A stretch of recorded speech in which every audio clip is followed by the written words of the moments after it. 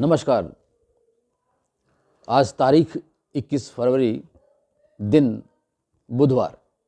परत दर परत view channel में आपका स्वागत है। मैं हूं आपके साथ इंद्र मोहन शर्मा और विश्लेषण कार्यक्रम में आज का मुद्दा है किसान और पुलिस के जवान आमने सामने। लेकिन इस मुद्दे पर विश्लेषण करने से पहले आपको एक खुशखबरी मैं देना चाहता हूं कि जो अपना परत दर परत व्यू चैनल है उसने 1000 सब्सक्राइबर्स की सीमा को पार कर लिया है। और मज़े की बात यह है कि यह सफलता जो 365 दिन के भीतर अर्जित करनी थी उसे हमने सिर्फ और सिर्फ 6 महीने के अंतराल में ही पूरा कर लिया। अभी 6 महीने पूरे हुए नहीं हैं। इस चैनल की शुरुआत 1 सितंबर 2023 को की गई थी और 1 मार्च को ये 6 महीने पूरे होंगे। लेकिन उससे पहले ही 1000 से ज़्यादा सब्सक्राइबर इस चैनल के हो चुके हैं। इसमें आप सबका योगदान है, आपका प्यार है, स्नेह है, प्रेम है, आशीर्वाद है।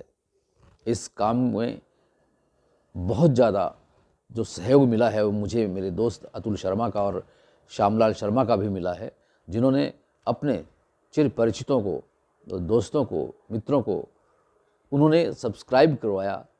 और इसके अलावा जो और मेरे खुद के जो चहेते हैं, परिचित हैं, मित्र हैं, रिश्तेदार हैं, उन्होंने भी सब्सक्राइबर्स की संख्या बढ़ाने में काफ़ी सहयोग किया है। मैं आप सबका बहुत बहुत आभारी हूं और मुझे उम्मीद है कि आगे भी आपका सहयोग मिलता रहेगा। और अगर आपका ये सहयोग, प्यार, स्नेह और आशीर्वाद मिलता रहा तो ये परत दर परत चैनल और ज़्यादा तरक्की कर सकता है। हाँ, अभी तक इस चैनल का जो वॉच टाइम है वो 365 दिनों में 4000 घंटे करना है। अभी इसमें कुछ कमी है टाइम वॉच पूरा करने में। मुझे उम्मीद है कि आप जब भी कोई मेरा ये शो देखें, वीडियो देखें तो उसे अंत तक देखा कीजिए। इससे एक और जहां वॉच टाइम पूरा करने में मदद होगी, वहीं आपकी नॉलेज में भी इजाफा होगा। खैर, जिक्र करते हैं आज के मुद्दे की कि किसान और पुलिस जवान आमने सामने। किसानों का आंदोलन चल रहा है। 4 दौर की वार्तालाप किसान नेताओं और केंद्र सरकार के मंत्रियों के बीच हो चुकी है, लेकिन अभी तक कोई वो वार्तालाप सिरे नहीं चढ़ी है। अब 5वें दौर कई भी वार्ता के लिए सरकार तैयार है, लेकिन किसान नेता अब उस बात पर कायम रहते हैं या नहीं रहते हैं, उस वार्ता पर अब ये देखने वाली बात है। इस बीच Shambhu border, Dabwali border, Khanauri border पर काफ़ी कुछ तनातनी रही है, जहां कुछ किसान दिल्ली की ओर कूच करने के लिए खेतों के जरिए आने का प्रयास कर रहे थे, तो उनको पीछे धकेलने के लिए पुलिस ने आंसू गैस के गोले दागे। इससे काफ़ी अफरा तफरी हुई और काफ़ी परेशानी हुई। अब देखना यह है कि यह सिलसिला कब तक चलता है और ये वार्तालाप इनकी पूरी होती है या नहीं होती है, क्योंकि किसानों ने भी पूरी तरह से ठान रखा है कि उन्होंने जिस तरह से बैरिकेड्स बनाए गए हैं पुलिस प्रशासन की तरफ से, सरकार की तरफ से, तो उन्होंने भी उन बैरिकेड्स को तोड़ने के लिए पॉकलेन मशीनें और जेसीबी मशीनें और भी कई ऐसे इंतज़ाम किए हुए हैं किसानों ने। उन्होंने ये कहा है कि अगर उनको नहीं उनकी मांगें मानी गई तो वो दिल्ली कूच करेंगे और उसके लिए हम हर तरह से तैयार हैं। तो इस तरह से अगर यह सिलसिला चलता है तो आगे काफ़ी गहमा-गहमी हो सकती है और काफ़ी परेशानी हो सकती है। केंद्रीय कृषि मंत्री अर्जुन मुंडा ने फिर से कहा है किसान नेताओं से कि वो आएं और 5वें दौर की वार्तालाप करें।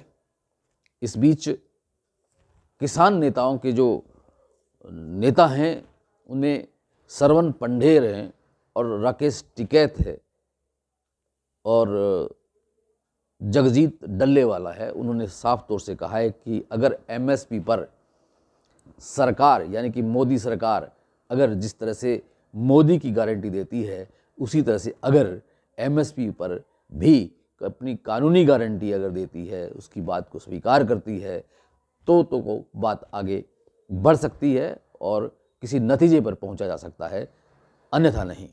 अब देखना यह है कि मोदी सरकार अब इस पे कोई गारंटी देती है या नहीं देती है। खैर, आज के इस विश्लेषण में इस मुद्दे को लेकर इतना ही। लेकिन इस बीच आपको एक और बात बताते हैं कि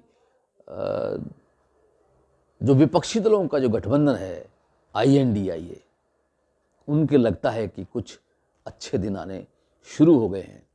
और ये अच्छे दिन चंडीगढ़ मेयर के चुनाव को लेकर जिस तरह से सुप्रीम कोर्ट ने फैसला दिया है, उससे लगता है कि इंडिया जो गठबंधन है वो कुछ उनमें एक जोश उत्पन्न हुआ है।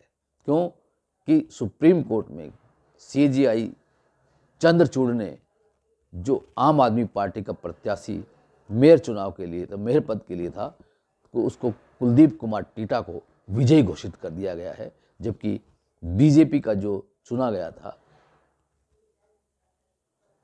उस प्रत्याशी ने पहले ही इस्तीफा दे दिया था। तो इस जीत से आम आदमी पार्टी और कांग्रेस ने जो संयुक्त रूप से जो चुनाव लड़ा, यह कि बहुत बड़ी जीत है इंडिया गठबंधन की। और इधर यूपी में भी अब अखिलेश यादव और यानी कि समाजवादी पार्टी और कांग्रेस में भी सीटों के बंटवारा हो चुका है। और इसमें कांग्रेस नेता प्रियंका गांधी वाड्रा ने पहल की और उसने काफ़ी बातचीत करके अखिलेश यादव से और सपा और कांग्रेस के बीच एक ऐसा गठबंधन जो बना दिया गया है, जो कि इससे आने वाले लोकसभा चुनाव में बीजेपी को काफ़ी चुनौतियों का सामना करना पड़ सकता है। और इतना ही नहीं, यूपी के अलावा मध्य प्रदेश में भी समाजवादी पार्टी और कांग्रेस के बीच सीटों का बंटवारा हो सकता है। इससे लगता है कि जो इंडिया गठबंधन, विपक्षी दलों का जो गठबंधन है, जो अभी पिछले दिनों सीटों के बंटवारे को लेकर तार तार हो रहा था, बिखरने के कगार पे जा रहा था, तो वह अब कुछ फिर से एकजुट होने का प्रयास करने लगा है। हालांकि अभी पश्चिम बंगाल में ममता बनर्जी ने ये कहा है कि वो अपने दमखम पर चुनाव लड़ेंगे। इसी तरह से आम आदमी पार्टी के जो पंजाब के मुख्यमंत्री हैं भगवंत मान, उन्होंने भी कहा कि वो पंजाब की सभी 13 लोकसभा सीटों पर आम आदमी पार्टी के प्रत्याशी खड़े करेंगे। लेकिन लगता है कि अब इस इंडिया गठबंधन में कुछ नए सोच पनपेगी और हो सकता है कि उनके मन में ये बात आ गई हो कि अगर वो मिलकर के संयुक्त रूप से चुनाव लड़ते हैं तो बीजेपी को कट्टर टक्कर मुकाबला दे सकते हैं। हालांकि अब बीजेपी ने 370 सीटें और पार और 400 NDA पार का नारा दे रखा है। लेकिन अगर ये इंडिया गठबंधन, विपक्षी दलों का ये गठबंधन अगर संयुक्त रूप से चुनाव लड़ता है तो बीजेपी को और NDA को अपना जो लक्ष्य है, अपना जो टारगेट है, उस पूरा करने में काफ़ी मशक्क़त करनी पड़ेगी। विश्लेषण कार्यक्रम में आज इतना ही। कल फिर किसी नए मुद्दे के साथ आपसे रूबरू होंगे। तब तक के लिए इंद्र मोहन शर्मा को इजाज़त दीजिए। और अगर आपने अभी तक ये चैनल सब्सक्राइब नहीं किया है परत दर परत को, तो सब्सक्राइब कर लीजिए, क्योंकि आप भी उन सब्सक्राइबरों की श्रेणी में माने जाने लगेंगे, गिने जाने लगेंगे, जिन्होंने 1000 का सब्सक्राइबर का आंकड़ा पार करवा दिया है इस परत दर परत व्यू चैनल का। और मैं फिर से उन सभी सब्सक्राइबरों का बहुत बहुत आभारी हूँ जिन्होंने इस चैनल को कामयाबी की तरफ बढ़ाते एक अहम रोल अदा किया है। आपका बहुत बहुत धन्यवाद, बहुत बहुत शुक्रिया।